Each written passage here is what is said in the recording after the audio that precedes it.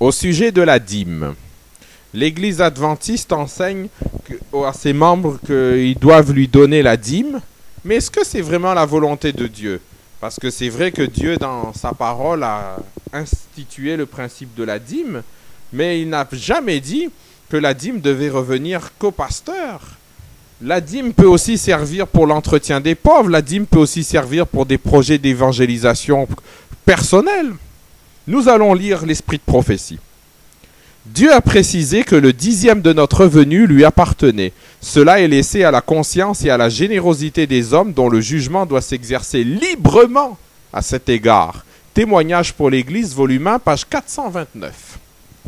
Et dans Spalding Magan, page 215, nous lisons « Certains cas m'ont été montrés, cela pendant plusieurs années. J'ai pourvu à leurs besoins avec ma dîme, comme Dieu m'a demandé de le faire.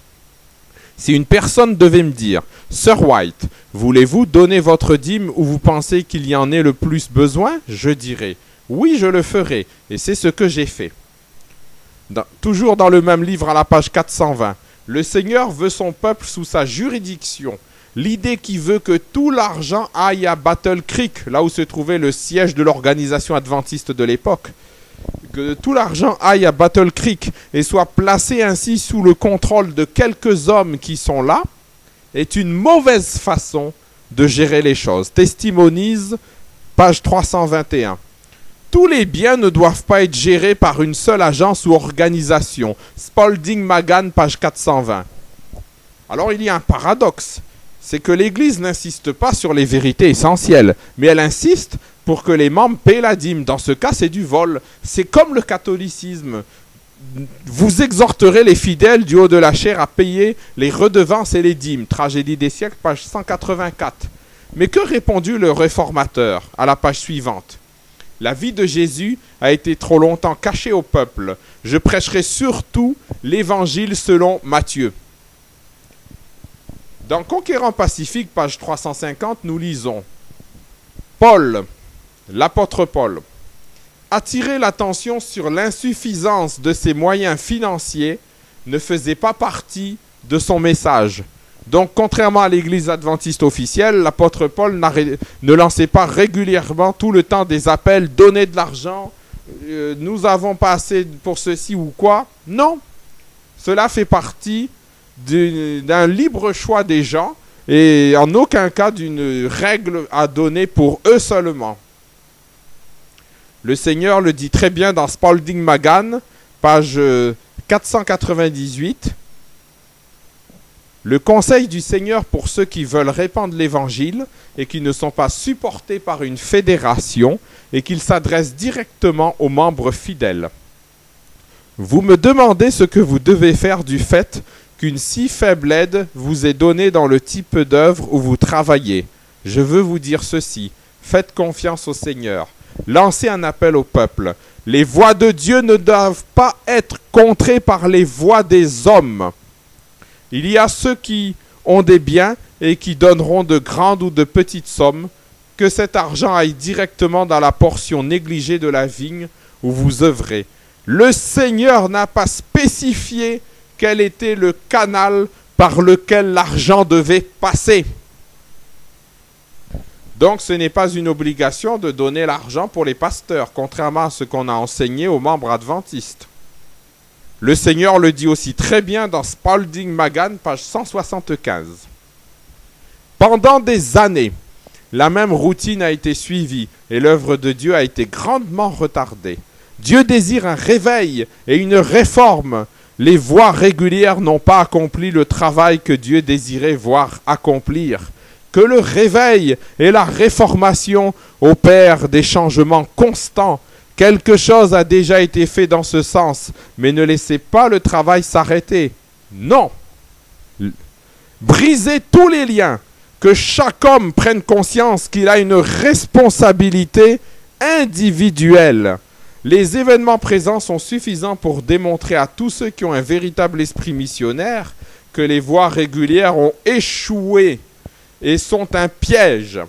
Avec l'aide de Dieu, Le cercle des grands seigneurs qui osent prendre de telles responsabilités ne devraient plus jamais exercer leur pouvoir non sanctifié dans les voies dites régulières. Trop de puissance a été placée dans les mains d'hommes qui ne sont ni sanctifiés ni réformés. Donc c'est très clair. On doit rompre avec l'organisation, ne plus la supporter, ne plus lui donner l'argent parce qu'elle l'utilise très mal. Oui, en effet, elle l'utilise pour l'apostasie, pour l'alliance avec les protestants, car ce n'est pas gratuit une telle alliance. Et le Seigneur a dit dans Testimonies, volume 1, page 261, « Dieu n'approuve pas que nos dîmes soient employées pour la prédication de l'apostasie. » Oui, donnerez-vous votre dîme pour des pasteurs prêchant de fausses théories prophétiques, prêchant contre le message de 1844 et contre le sanctuaire, prêchant pour l'adhésion à la Fédération protestante de France et qui marche avec le protestantisme apostat, prêchant contre l'inspiration et l'autorité de l'esprit de prophétie? Oui, donnerez-vous votre dîme pour des pasteurs ne dénonçant pas le péché, ne prêchant pas le véritable message adventiste des 3 anges, ne prêchant pas le véritable message pour notre temps, la nourriture au temps convenable de Matthieu chapitre 24 verset 45. Méditez sur cette parole de l'Éternel que nous lisons dans Testimonies volume 1 pages 261 et 262. Des mots terribles reposent sur ceux qui prêchent la vérité mais ne sont pas sanctifiés par elle. Aussi sur ceux qui consentent à recevoir et à maintenir ceux qui ne sont pas sanctifiés et qui continuent leur ministère par la parole et la doctrine. Comment est-on sanctifié? En obéissant à la vérité, selon la tragédie des siècles, page 660.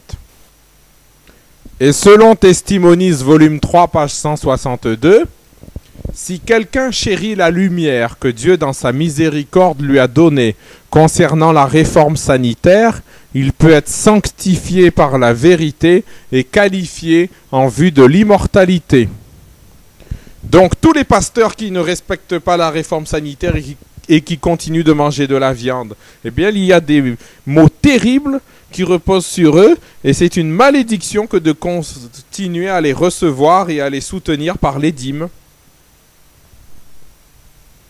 En plus, comme l'organisation officielle a fait alliance avec les protestants et paye des cotisations à des associations protestantes, en France c'est par exemple 20 000 € pour adhérer à la FPF chaque année, eh bien c'est une malédiction si on continue de donner l'argent de la dîme à l'église officielle adventiste. Il faut rompre avec l'organisation et vivre de son côté en petits groupes. Et puisque l'organisation officielle adventiste est dans l'apostasie et marche avec les autres dénominations protestantes, en conclusion, nous relirons ce texte de Testimonies, volume 1, page 261. Dieu n'approuve pas que nos dîmes soient employées pour la prédication de l'apostasie.